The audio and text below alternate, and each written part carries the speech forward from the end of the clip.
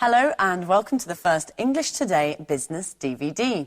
In our new story, On the Job, you'll meet two young career girls, and with them you'll learn about company life and the language you use in the workplace. In each DVD, there's a program that focuses on job skills and describes modern business strategies that will help you to be successful at work. In this DVD, there are 5 episodes of On the Job, followed by the business skills program that looks at brainstorming techniques. Then we'll look at how to talk about work, how to describe a company, its organisation and its development. Finally, we'll look at how to talk about markets. So, enjoy your viewing.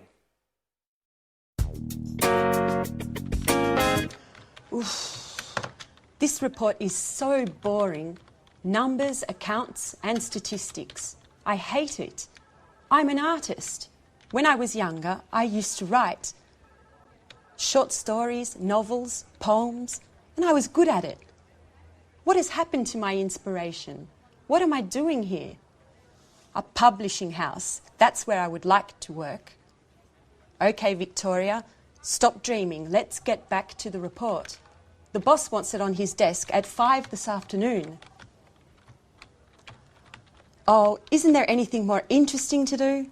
Like listening to some good music.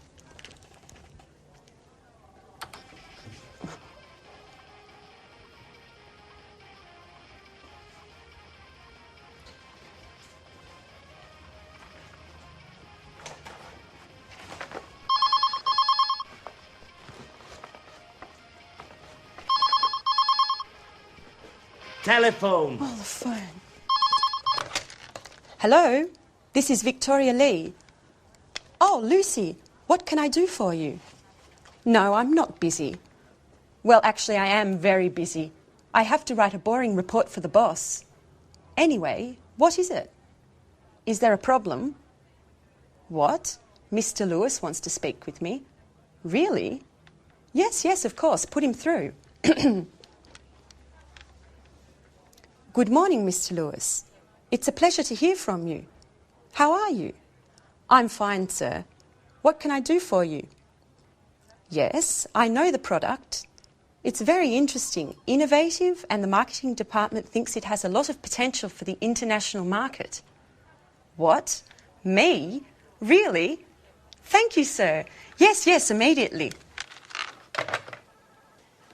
Yes, Victoria. Today is your lucky day. Bye-bye, boring report.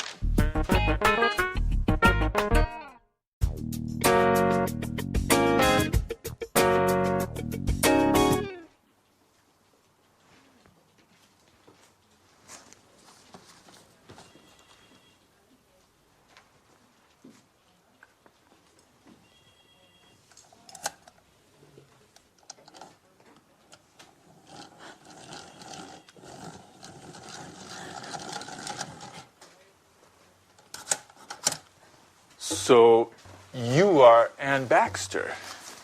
Yes, I am. I'm sorry. Really, I'm so sorry. Nice to meet you. I'm Mr. Stevens. How do you do? I'm so sorry, Mr. Stevens. Anne, please, sit down. It's all right. How are you today? I'm a little nervous. And this isn't a good start. That's all right. Well, Anne, where are you from? I'm English. I'm from Oxford. Great. A true Brit. Can you speak any other languages?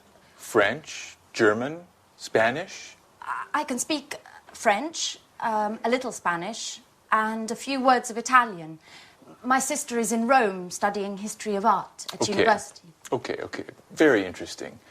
And can you use a computer? The internet? I'm not a genius with the computer, but I can use one. Great, Anne. I have your CV here, and I see you already work here. What do you do exactly? I do this and that. I usually work from home. I have an office in my room with a big desk and 2 chairs. And Fine. That's fine. And do you live alone? No, I share a flat with my Australian friend Alice. And there's a new flatmate now. His name is Jack. He's from New York. He's very nice. That's fine. That's fine.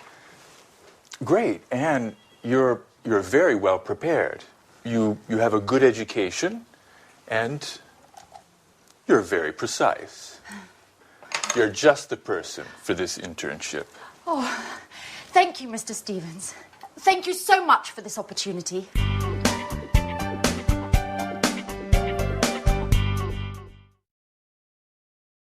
Good. Now, let's see if you know the names of jobs and professions. I will mime a job and a profession. You try and guess what it is. All right? Number one. What's this? What's my job? Ladies and gentlemen, what would you like to eat this evening? What am I? A waiter. Exactly, a waiter. Now, this one, what's my job?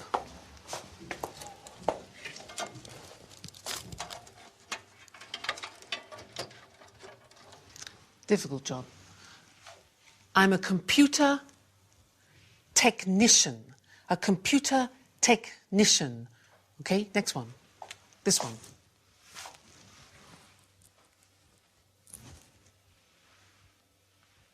What's my job?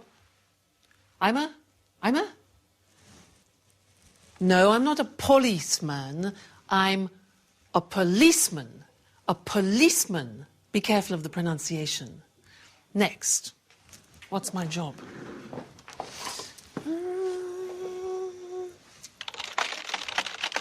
Hello?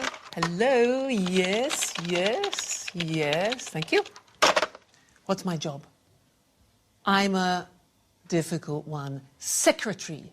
Listen to the pronunciation. I'm a secretary. Next one. Let's see. Here. This one here.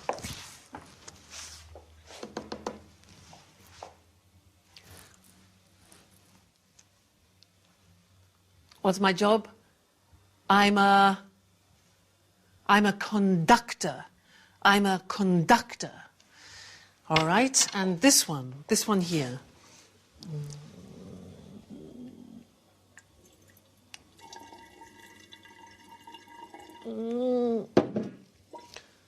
I'm a scientist. Again, a difficult pronunciation. Scientist. This one here. That's 78 for the chips, and then 20 for the chicken. That makes... That'll be €79, madam. Thank you. I'm a cash assistant. A cash assistant. All right. Next one. This one here. Follow me. You see this beautiful monument that we have in the city of Florence is the Duomo. What's my job? I'm a tourist guide. Listen to the pronunciation. I'm a tourist guide. This one, this is difficult. Ladies and gentlemen of the jury, I believe that this man is innocent. My job? I'm a lawyer. A lawyer. Next, this one.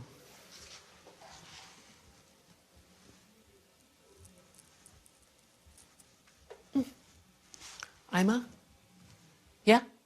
painter. A painter. Good.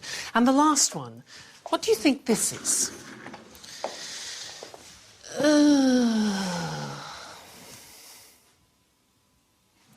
I'm retired. I have no job. I'm retired. So, what's your job? What's your father's job? What's your mother's job?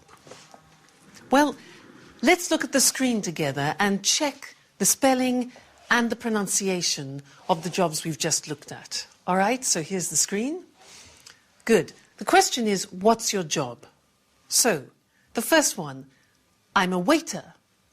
Where does a waiter work? Exactly, in a restaurant. Next one, I'm a computer technician. Where does he work? Exactly. In a company. I'm a policeman. Where does a policeman work? In the police headquarters. Headquarters. All right? Next. I'm a secretary. Pronunciation, secretary. Where do I work? In an office. Okay? I'm a conductor. Where do I work? In the theatre. In the theatre. I'm a scientist. I work in a laboratory. A laboratory. Difficult pronunciation. Next. I'm a cash assistant. I work in a supermarket or in a shop. I'm a tourist guide. I work in a tourist centre. I'm a lawyer. I work in a law court. A law court. I'm a painter. I work in a studio. I'm retired. I don't work. I stay at home. Okay? Now, those are some different jobs and professions. Now, let's look at some of the questions that you can ask people about their jobs. Let's look at the screen again. You could ask, for example, do you enjoy, do you like your job? Or you could ask, do you have responsibility in your job? Or what about this? Do you have a good salary? Does your salary reflect your job? Or training, education. Do you attend training courses? Another one, this. Do you have promotion prospects? Promotion prospects. Another one, are the working conditions good? Are the working conditions good, like holidays, for example? Then, do you meet a lot of people? Do you meet a lot of people? And one more, is your job creative? Is your job creative? So those are the questions you can ask in conversation, talking about jobs. Good. Well, that's the end of the first lesson, and I look forward to seeing you in the second. Bye.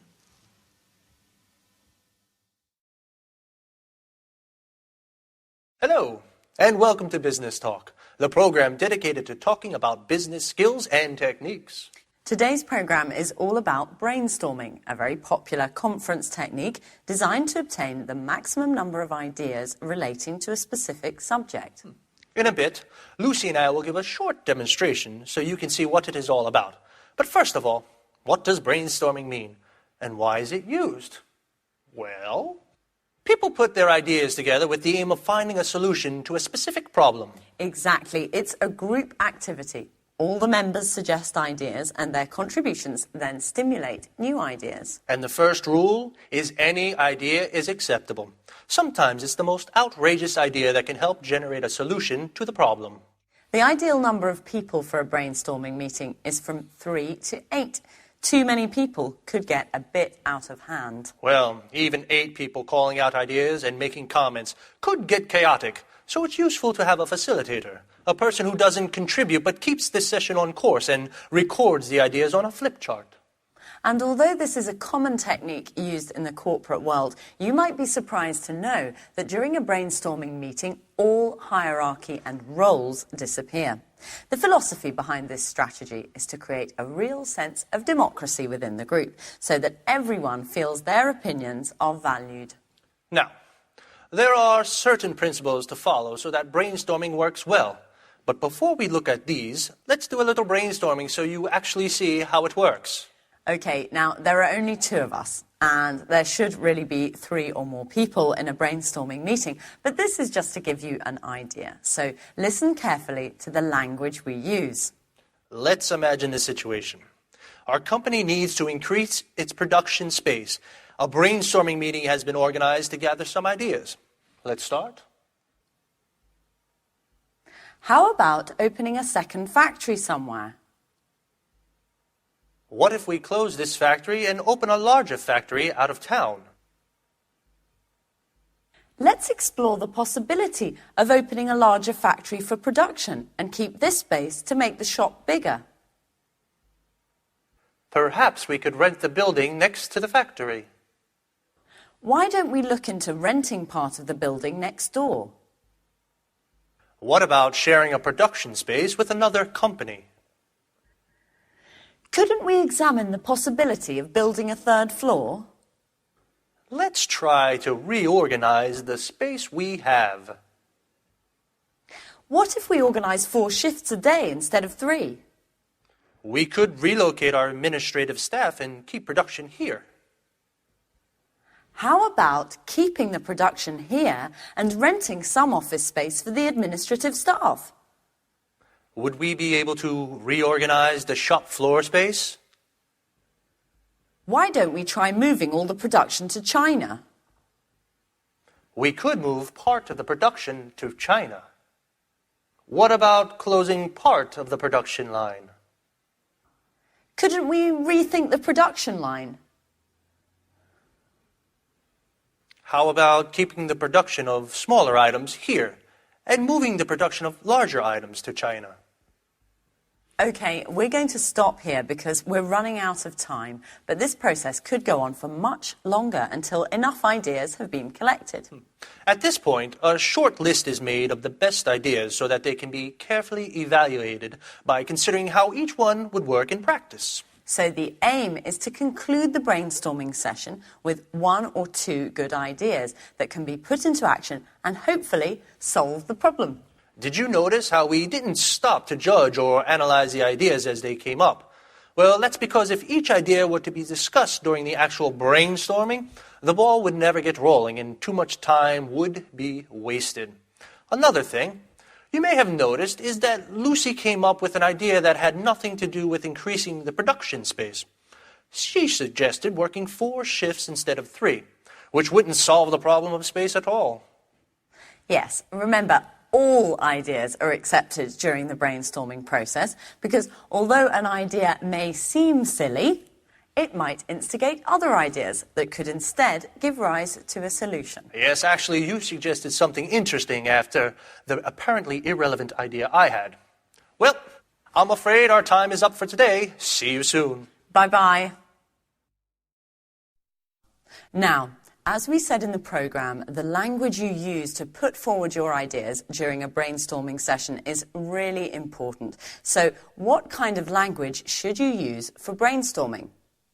Clear, well-structured sentences, for example, are essential for this technique to be effective. And don't use any imperatives or rhetorical language. Remember, the aim is to create democracy within the group, and everyone should feel that their ideas are valued. Do you remember how we make suggestions? Let's, how about? These are the expressions we use in a brainstorming session. These expressions open the way to more suggestions and encourage other members to participate. Let's look at some of the structures we used during our brainstorming session. How about opening a second factory? What if we open a larger factory out of town? Perhaps we could rent the building next to the factory. Couldn't we build a third floor? Let's try to reorganize the space we have. Would we be able to reorganize the shop floor space? Why don't we try moving all the production to China? We could move part of the production to China. What about closing part of the production line? Notice how all these suggestions promote group collaboration. Brainstorming is a group activity, so it's important to make everyone feel part of a team. OK, now let's see if you've understood.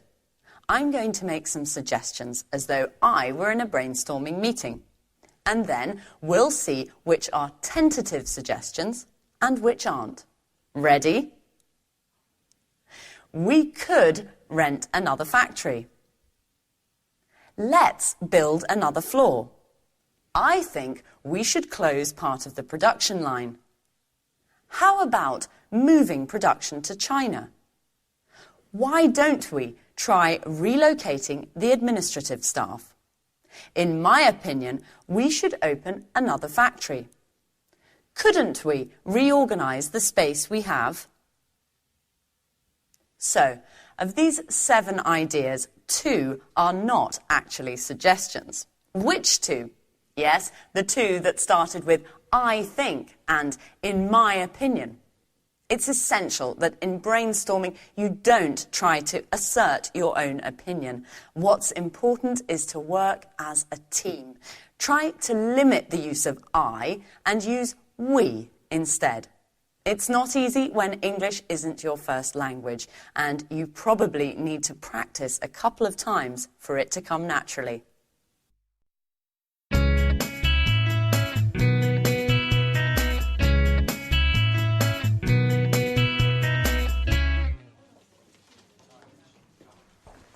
Right this way. Anne, this is Gary. And this is Rachel. Hello. Hi. Pleased to meet you. Rachel is a very important team member at our publishing house. She knows everything about the company.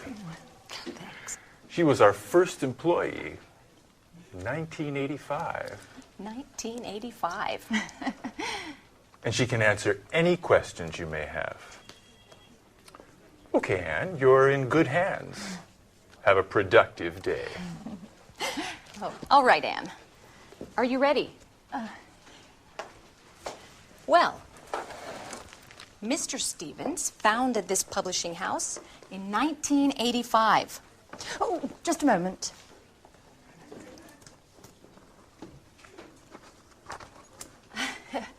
Okay. I'm ready now. Our first product was a children's book. It was very successful and sold more than 3 million copies. We had 20 different translations.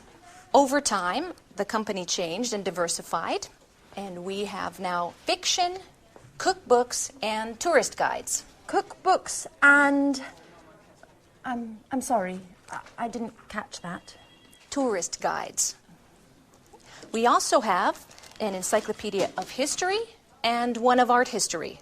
Sometimes we publish economic texts, and our catalog, with over 10,000 titles, makes us one of the most important publishers in the country. 10,000. We also employ more than 150 people. Is everything clear? Yes, I think so. Okay, as you know, this is Gary. He works in the advertising office, where he develops new client contacts and keeps in touch with our authors. Pleasure to meet you, Anne. It's so nice to have such lovely colleagues in this company. Fine, Anne. Okay, let's move from theory to action. Okay. This is your desk. Here's your computer. Mm-hmm. You know how to use one, don't you? Yes. As I told Mr. Stevens, I'm not... Okay. No need to waste time. Okay. Over there is the fax and the photocopier. Okay. There's a coffee machine in the hall over there. Mm-hmm. But please, few breaks and keep them short. Do you understand? Yes. Excellent, Anne. Get to it.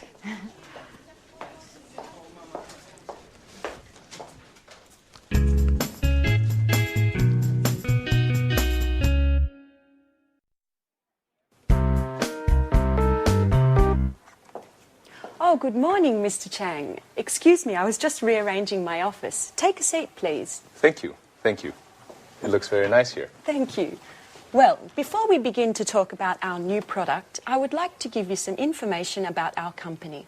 Speedmaster Spectre is a multinational company which specialises in well-designed, high-tech sporting goods. Founded in Los Angeles in 1995, we now have 15 branches worldwide.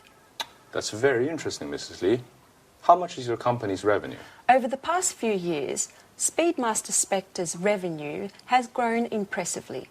Today we have a turnover of more than 60 million euros of revenue. Our revenues abroad amount to more than 50% of that total. Very impressive. And what are your target markets? We have product lines for men, women and children with gear covering head to toe. Our brand is synonymous with reliability. Speedmaster Spectre is trusted around the world and we are considered one of the leaders in our sector. Great. So, what can you tell me about this new product? This is a revolutionary new tennis shoe. It's extremely durable thanks to our high-quality materials. We're interested in the Southeast Asian market. We believe that these shoes are the right product for that market. And where are they manufactured? Right, that's our strength. We have factories that meet all work standards and regulations in the countries we would like to target. And what is your role, Mrs. Lee? In the past, I was responsible for the Southern European market.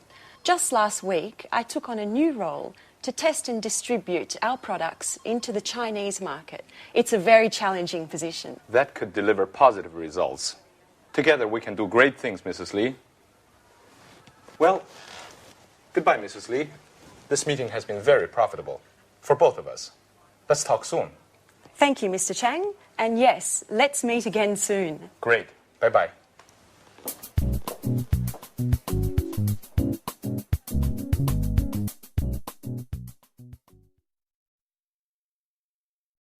Now, we just saw Victoria doing a presentation of her company, Spectre, and I would like to look at the questions that we usually ask about companies. Let's look at those together on the screen. So, the first question we usually ask is about the type of company. We say, what type of company is it? For example, a multinational, a private, a public, a family company. Another question we often ask is about the main or the principal activity. So the question would be, what does the company do, or what is its main activity? For example, manufacturing or engineering or production. Another question is about the employees. Look at the pronunciation of that. Employees, that's the name for the people that work in a company. So the question could be, how many employees are there? Another question we often ask is about subsidiaries or branches, which are small companies directly linked to the main company.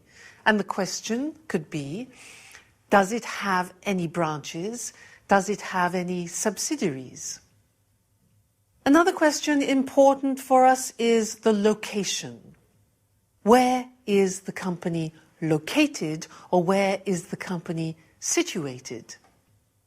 And then we need to know about the products, the number of products, for example. So we could say, how many products does the company have, or does it have a large product range? And then the last thing, which is very important, is the money. And when we talk about the sales, the profit, etc., we talk about turnover or revenue. And the question is, what is the annual turnover or revenue of the company? Okay, so those are typical questions. Now, let's look at some answers. In order to do this, I want to compare Spectre, which Victoria works for, and then I want to look at the company that my brother owns, because my brother has his own company. He's the owner-manager of the company. He's the director. But it's very different to Spectre. So let's look at the difference between them, and let's look at the screen. Now, if you can see, Spectre is a multinational company. It's a very big company. But My brother's company, which is called Decorate, is a small family company. Now, Spectre specializes in sports goods, especially these high-tech shoes. But my brother's company, Decorate, produces kitchenware, objects like this. Kitchenware, things for the kitchen. The employees. Now, in Spectre, they have 1,500 employees. It's a big company. But in my brother's company, there are only 37 employees. Then the branches. Well, Spectre is a multinational. It has 15 branches and factories abroad. But my brother has only one head office. What about the location? Well, Spectre is located in America, in Los Angeles, but my brother's company is located in Manchester, in England. Then, the product range, well, Spectre, this company has many products. It has 140 products. But my brother's company only has 20 so far. Then, let's think of the turnover. Well, Spectre has a turnover of 60 million euro. My brother has a turnover at the moment of 750,000. But that's not bad. So that's the language that we use when we're talking about companies in general. So next time, in the third lesson, we'll talk about something new. And I'll see you then. Bye.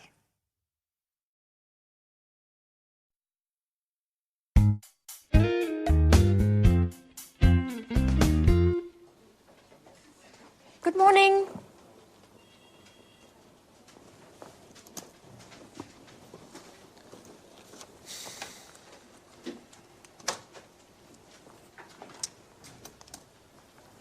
So, are you ready? Yes, quite ready. Okay, then let's begin.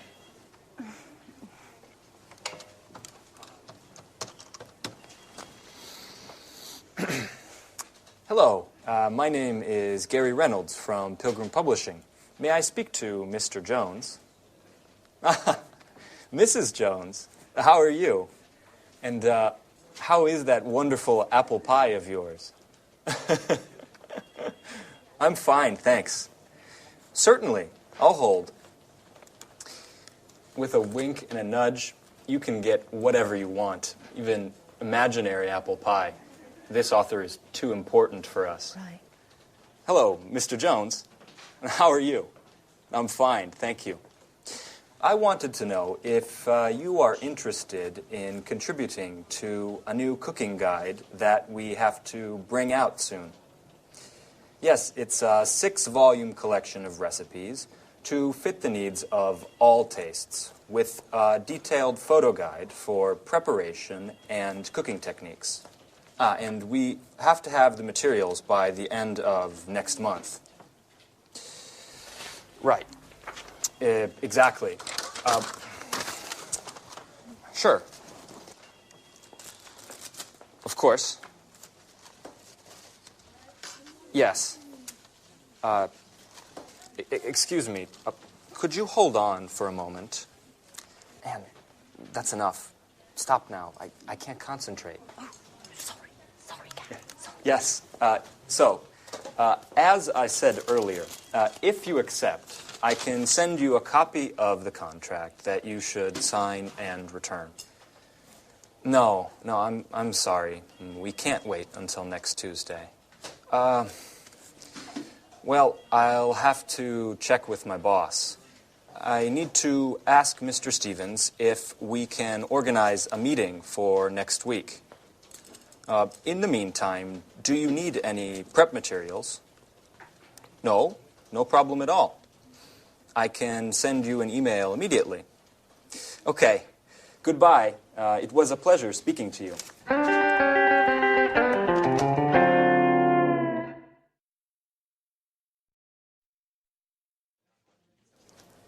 Do you always have to take notes? Yes, I do. I have to learn as much as I can, and there's so much to learn. I study my notes every evening. What a model colleague. You're so serious, so diligent, and an absolute nut about cleaning. Truly an asset to this company. You're making fun of me. No, of course not. It's such a shame. Such beautiful eyes shouldn't only read all the time. Come on, Gary, stop it. Let's get back to work. Okay. I mustn't pay you any compliments then. So, Ms. Baxter, can you give me the notes from my conversation with Mr. Jones? Okay. So, you said to Mr. Jones that... Oh, I have to start from the beginning, right? Anne, calm down. It's not an exam. I know what we should do. You should try a telephone call. Me? Oh, no. No, I'm not ready yet. Sure you are. It's not that difficult. Okay. Here, Who do we have to call next? try to call Mr. Clifford. Right.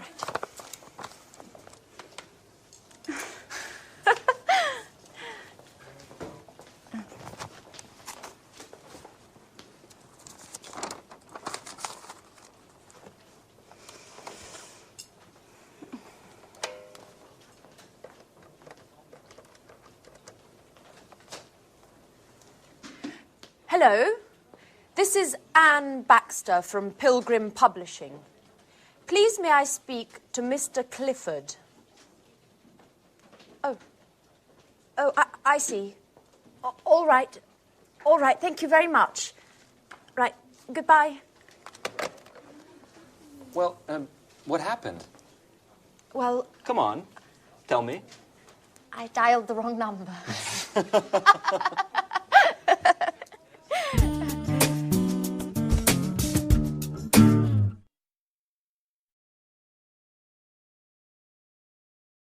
Good. Now, let's look at company organization.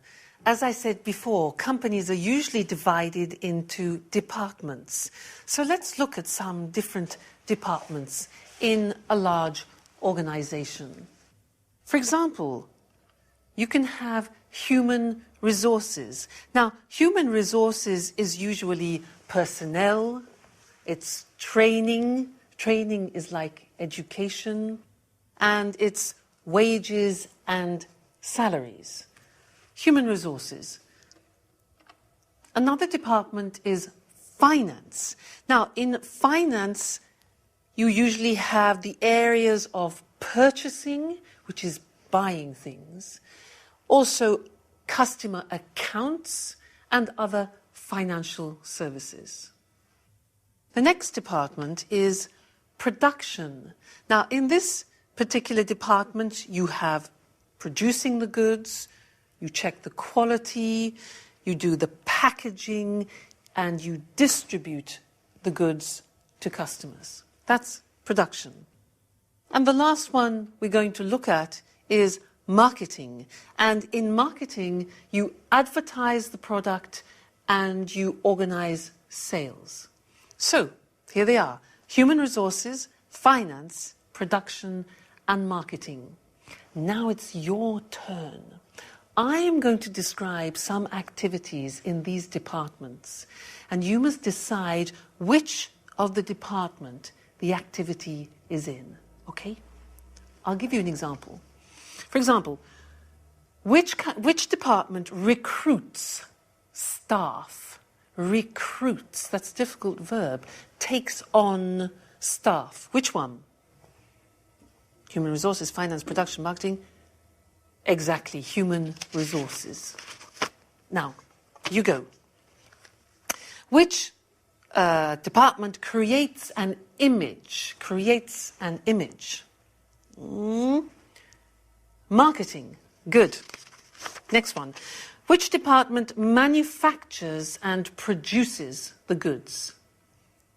Oh, that's easy. Production. All right. Next one. Which department, very important, pays salaries? Salaries. Human resources, exactly. Next one. Which of these departments packs the goods in boxes and in crates? Which packs the goods? Packaging. Marketing, no. Production, exactly. It's production. All right. Next one. Which of these prepares invoices? Now, do you know invoices?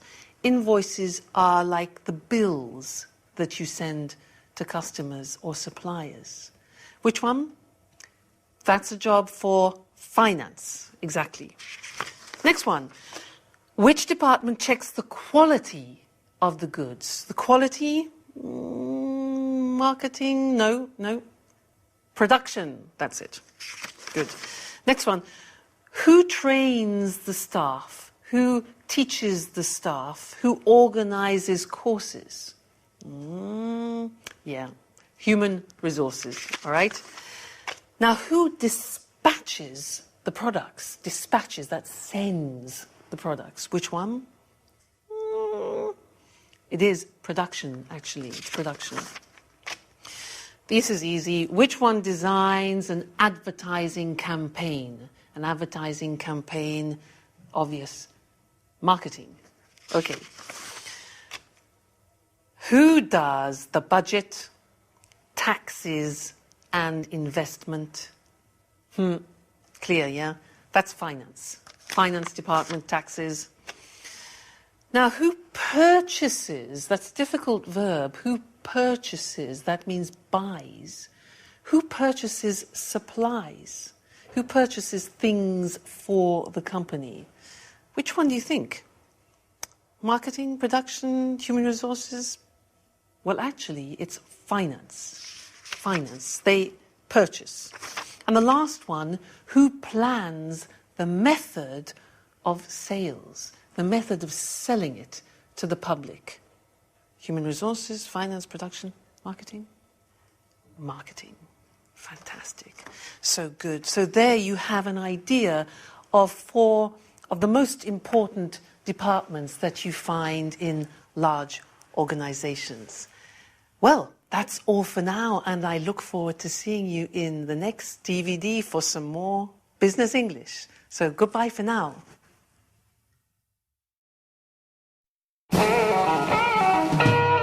So, Mr. Stevens, may I begin to explain our typographic services? Just a moment, Mr. Richardson. I'm still waiting for our new intern. She has a lot to learn, and I think our meeting would be very useful for her. Good morning. I'm sorry I'm late, Mr. Stevens. Never mind, Anne. Anne, this is Mr. Richardson. How do you do? Good morning. Anne, I see you've had your hair done. Very nice. Oh, thank you, Mr. Stevens. It looks like you were out late last night. I hope you had fun. Were you at a party or perhaps a club? Oh, no. I was at home. Actually, it was quite a difficult night. Anyway, I don't want to bore you with my personal problems. Right. So, Mr. Richardson, tell us about your typographical services then. Founded by Charles Emerson, Montex has been active in the typographic market since 1985. From the beginning, we have been known for our innovation and high-quality products. Mr. Emerson's children, John and Lucy, have continued the tradition by improving and enlarging the family business. The first Montex office was located in Russell Street. Oh, Russell Street! That's where the flower market is. I went there just the other day and bought 2 beautiful yellow orchids. I'm sorry. I'm sorry, Mr. Richardson. I didn't mean to interrupt you. As I was saying, over the years and following changes in the market, our company has diversified and extended its line of products. We've purchased the latest technology, offering our customers the best package available on the market today. In 2000, we moved to a larger office space in order to improve production. Our new headquarters are located in Rodney Road, And we have approximately 55,000 square metres at our disposal. Well, that's a huge space. Yes, that's right. It's very big. Anyway, our first success was with brochures, marketing flyers, pamphlets and company catalogues. We also provided business cards and general printing services. Over time, we moved into book publishing as digital technology and expansions in the market gave us the skills to enter the market. Currently, we're equipped to provide highest quality publishing at an extremely competitive price. Our current capacity is more than 100 million pages per year.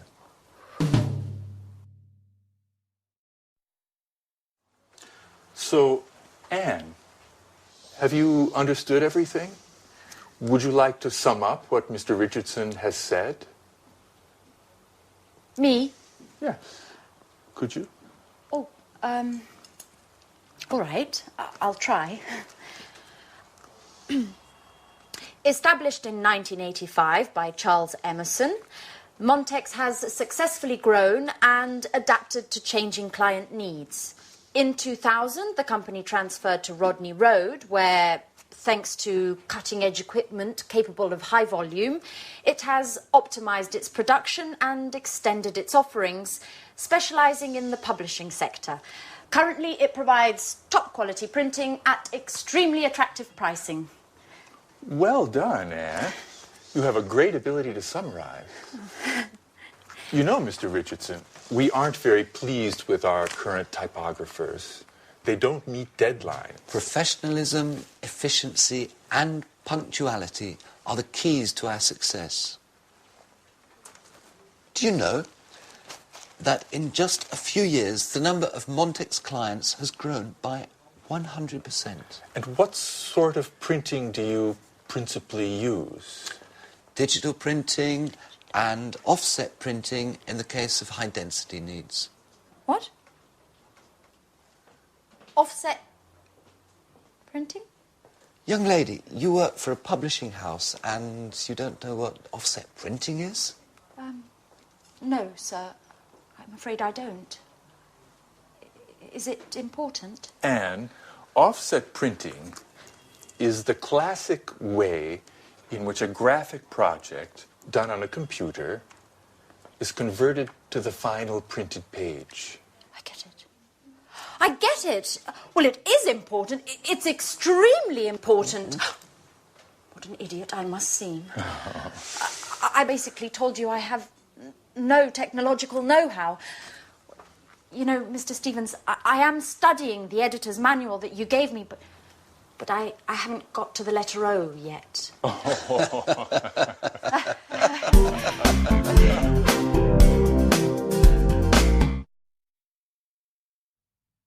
So in that scene, you saw Mr. Richardson talking about the history of his company. Now, to help you understand the language, I would like to talk to you about my brother, because he has a company of his own, which he opened in 1993. And it's really interesting, because one day when he was in a cafe with a friend of his, he had an idea. They were sitting at a table, and between them they had an object, something like this. It was transparent with petals inside it. And he thought, well, wouldn't it be fantastic if they could fix that idea? So what he did is he designed a prototype. This is the example. And he made the first prototype of plexiglass. And you can see inside there are real natural objects in the plexiglass. Then he did some market research to see if people would like objects like this. And he found some potential customers. So then he looked for some suppliers, people who would sell him the plexiglass. Then he needed the money. So he asked some banks for financial support, and he set up, or he established, a company. He formed a partnership with his friend, and then he invented a name. Now, the name of the company is Decorit. So it's decor, which is like decoration, eat, which is eat, Decorit. Then he rented an office, he hired a secretary for administration, and he launched the first product. Now, that was in 1993, and the company has now developed a lot. And let's look on the screen, because it's interesting. When you talk about company history, you use the simple past tense. But when you talk about how a company develops, we move into the present perfect. Now, let's look at the screen and see how my brother's company has developed. Well, the company has grown. It has expanded.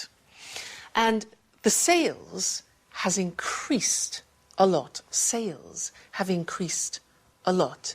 Now, they needed more people, so they have taken on new staff. Probably about 7 or 8 new people. Then equipment. They have purchased new equipment because there's more production. Then the product range has developed. It has diversified, so you have more types of product than before. This was the prototype, and these are other examples. This plate here is another example of the products they have developed. So, product range has developed. Then the client base, well, they have increased now, and they have more distributors. That's good. The market now has extended from England to the whole of Europe. And as you see, investment, they have invested more in advertising and promoting the products. Then they've moved to bigger offices, the premises are much larger, and they have opened a subsidiary in France. So the company is doing really well. So that's some of the language to talk about company history and how a company expands. Good. That's the lesson for now, and I look forward to seeing you in the next one. Bye.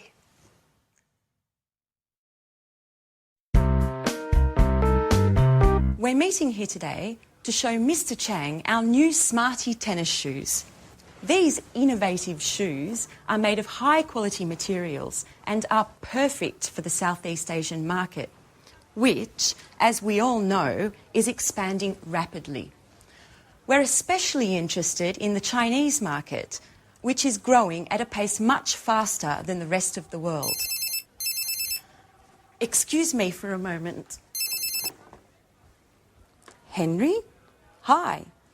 I'm sorry, but I'm in a meeting right now. Let's talk later, okay? All right, tell me, but hurry up. No, Henry, I never told John he could watch TV all day. He must have misunderstood. All I said was that he can watch all the TV he wants, but only after doing his homework. This really isn't the right moment, Henry. I'm sorry. Can we continue this conversation later on this evening?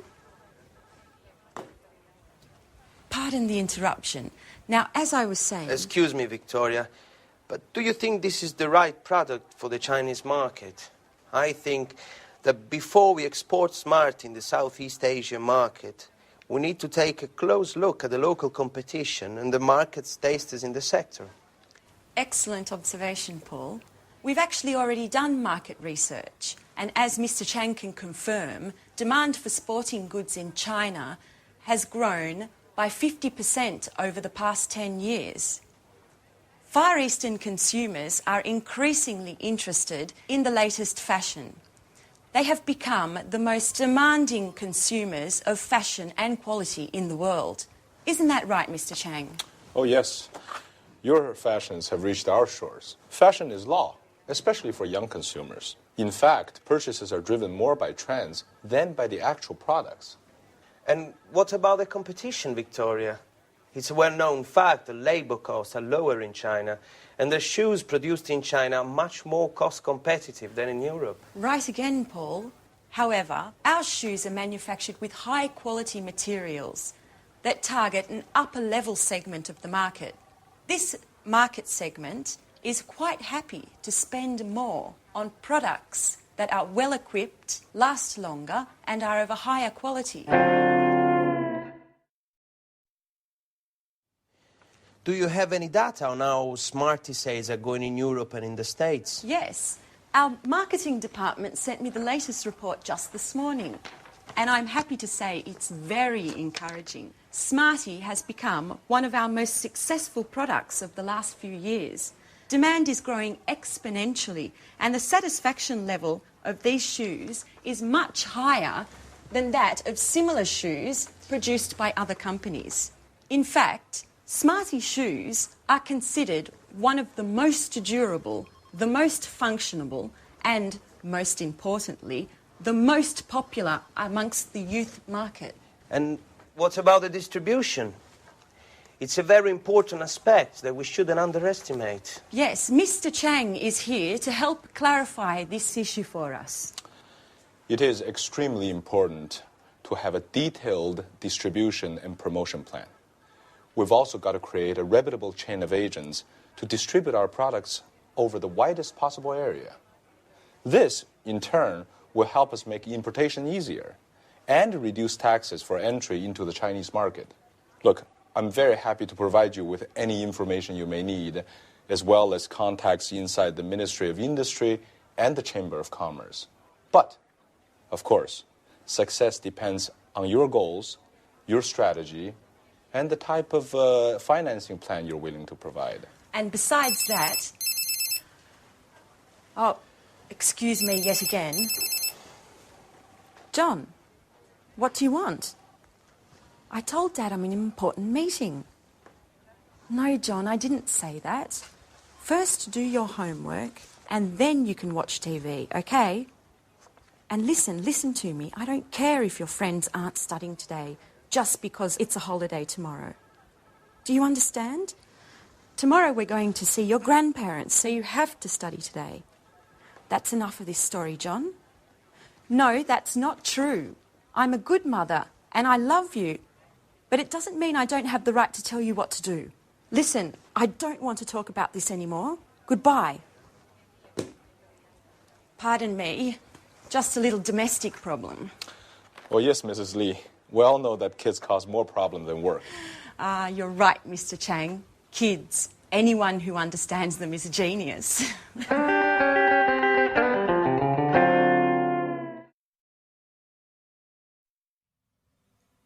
So in that scene, there were some examples of the language we use when we talk about markets. To help us understand that language more, let's go to the computer and see it. So, if a company wants to go into a new market, we talk about it as entering a market or even penetrating a market.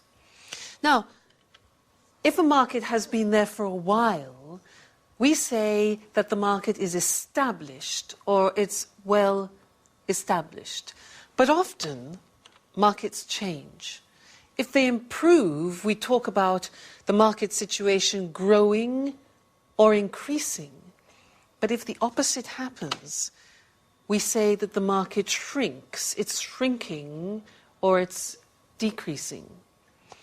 However, if we find a change which is uneven, we say that the market is fluctuating, that it's changing.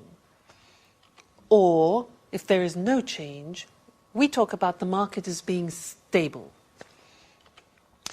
If the market is full and there is no more room to promote or sell your product as a company, we say that the market is saturated. So those are the typical words that we use when we describe markets. Now, also in the scene that we saw with Victoria, they talked a lot about China and Europe, the difference between the two areas. Now, China is an important country which is coming up. And what I'd like to do now is to revise the comparatives and superlatives, in particular the comparatives, and look at the difference between those two markets, Europe and China.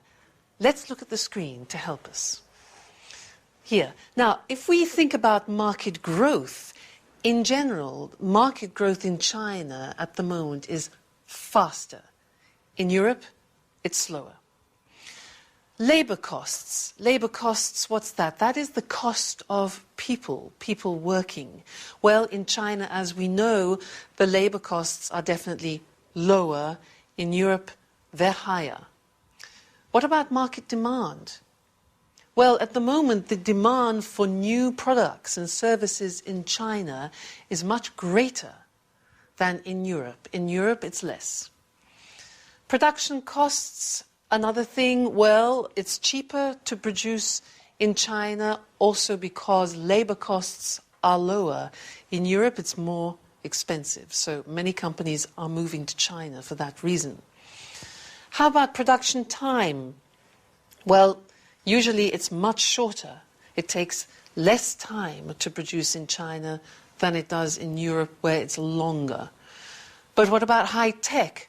Well, usually high tech in China is less advanced than it is in Europe. Europe is still more advanced. That might change, though.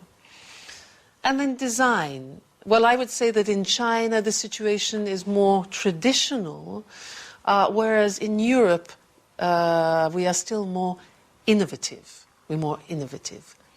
So that's an example of how you can compare different world markets. Great. Well, thank you, and I'll see you in the next lesson for something new. Bye.